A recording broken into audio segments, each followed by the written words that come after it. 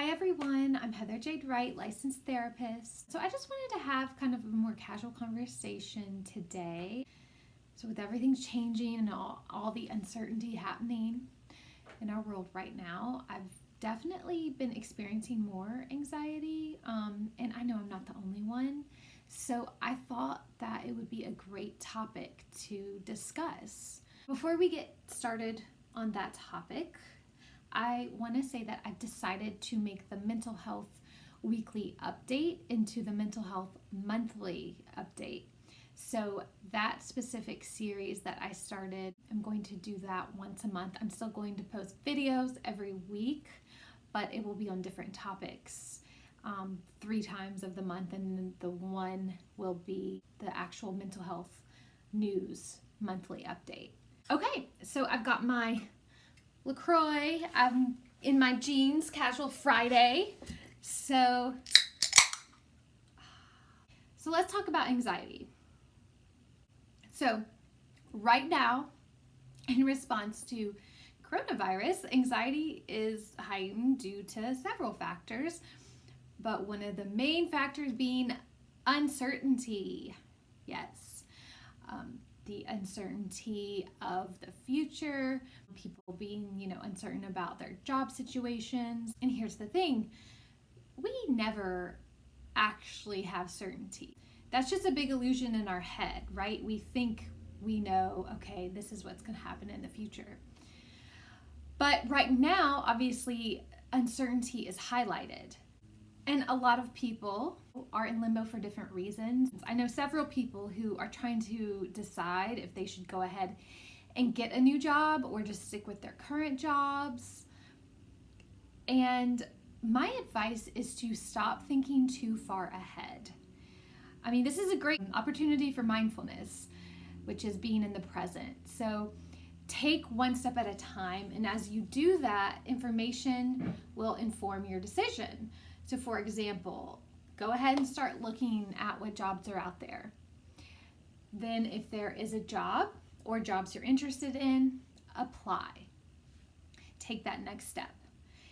Time marches on while you do all this, and as time marches on, more things will unfold that will help to inform your decision. It's really just about taking the next step and not thinking all the way to step 5 when we haven't even done step 1 or 2.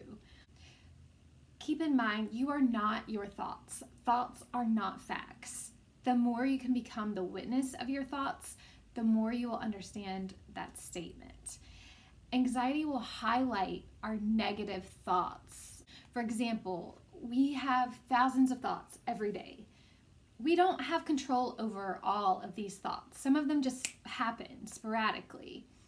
Now, when anxiety is not heightened, then we typically will have that unwanted thought pop up, and then it just goes on by. But if anxiety is heightened, then what happens is anxiety clamps onto that thought, and it's like, look at this, and it makes us focus on that thought. If it's a bad thought or intrusive thought, then some people start to worry that there's something wrong with them, or they think it means that they're bad or evil or broken because that thought is right there. And anxiety is making you look at it. And it can become a vicious cycle because you have anxiety about having the thought, so it happens even more because you're afraid of the thought. So just like that saying, if I tell you to not think about a pink elephant, you can't help but think of a pink elephant. It's the same concept. So we call these intrusive thoughts. But everyone has bad thoughts. The difference is they get filtered out in someone without high anxiety. Anxiety is not part of your core self. It's a survival instinct and a mechanism for managing your nervous system. It goes into overdrive more often than not living in our modern world. See, that part of our brain, the fight or flight part, hasn't really evolved enough yet to catch up to modern society. So we still have intense fight or flight reactions that trigger anxiety in situations that aren't necessary for it to be triggered. For example, instead of having to run for our life because a lion is coming after us, we have to confront our boss about getting a raise, and we have the same physiological response to that as if it were a lion chasing us. So these days, anxiety is more often based on social fears or confrontation, rejection, emotional vulnerability. I'll often have clients say that their goal in therapy is to get rid of their anxiety. But instead of looking at anxiety as something to get rid of, I urge you to look at it as something to learn from and to learn how to more easily live with. Because the more we try to struggle and get rid of something, the tighter it clings to us, like those Chinese finger traps. Anxiety is the same way. If we're constantly telling ourselves, I shouldn't feel this way, and thinking, what's wrong with me? And denying our anxiety, it will only get louder. Anxiety is like a 3-year-old. When you ignore a 3-year-old, what happens? They usually get louder and find more ways to get your attention, and they'll act out more. It's the same with anxiety. So what happens when we turn towards that 3-year-old, get down to their level, talk to them, listen, figure out why that 3-year-old is behaving in that way? When we do that, most likely that 3-year-old is going to calm down, eventually after their tantrum, maybe. But anxiety is no different. It needs to be seen and acknowledged first in order for it to then be able to calm down and lessen over time.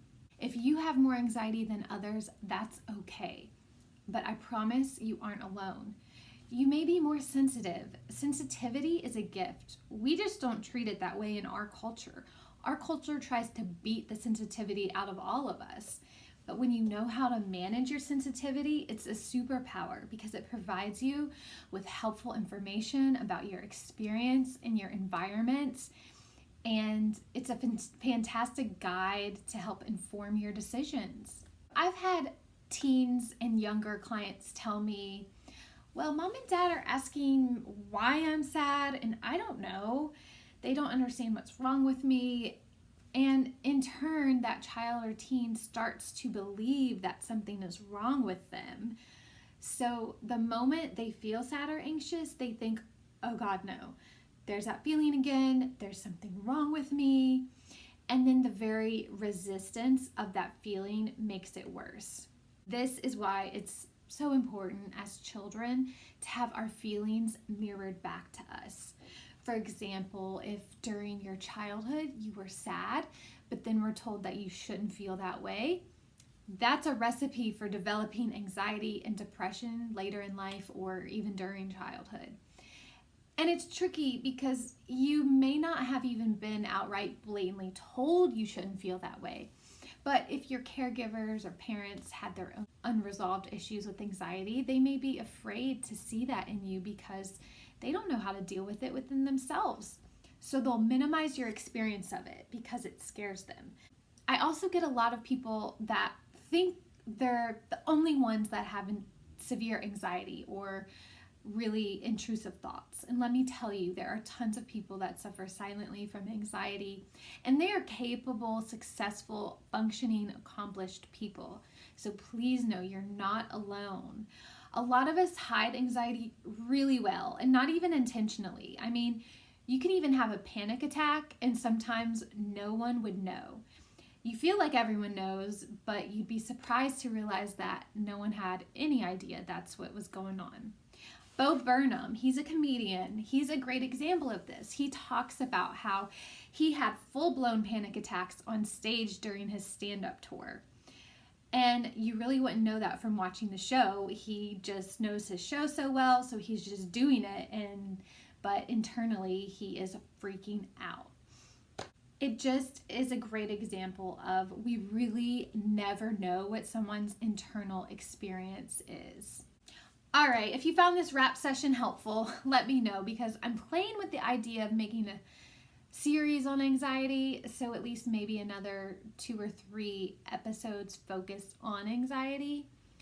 So comment and let me know if you have any questions or particular topics that you'd like me to talk about.